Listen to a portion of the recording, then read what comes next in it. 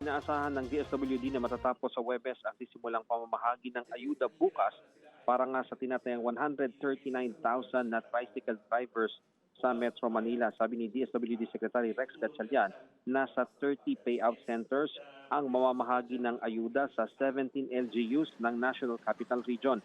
Ayaw din daw nilang makaabala, Rafi, sa pamamasada ng mga tsuper ng tricycle. Kaya nga may schedule na ang mga ito sa pagkuha ng ayuda. Sabi ni Gatchalian, nasa 700 million pesos ang pondo na inilaan para rito na bahagi ng AIX o Assistance to Individuals in Crisis Situation. Tanging lisensya lamang at photocopy nito ang kailangan ng tsuper para nga sa physical na payout.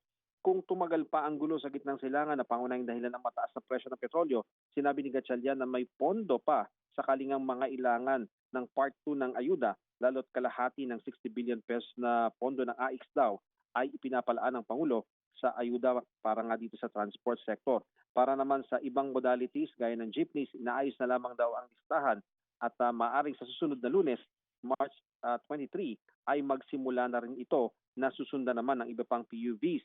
Sabi naman ni DOTR Secretary Giovanni Lopez, inaasikaso na rin ang paglalabas ng 2.5 billion pesos na pondo na nakalaan naman para sa fuel subsidy.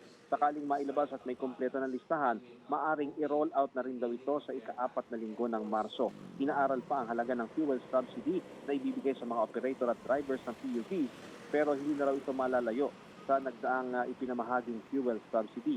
Target din ng LTFRB na ibigay ang subsidy sa pamamagitan ng e-wallet para nga mas maging mabilis at convenient sa mga benepisyaryo. Kinakausap naman ng DOTR ang mga toll operator para pababain muna ang kanilang toll fees para makatulong sa publiko, kasama na siyempre ang transport sector. Ayon kay Secretary Giovanni Lopez, kahit may mga ayuda na, nakikita pa rin nila na magkakaroon ng petisyon para sa fare increase sa PUV, lalo't para ito sa kanilang sustainability, pero kailangan daw may balance ang fare hike sa kakayanan naman ng mga commuters na mabayaran ang pamasahe.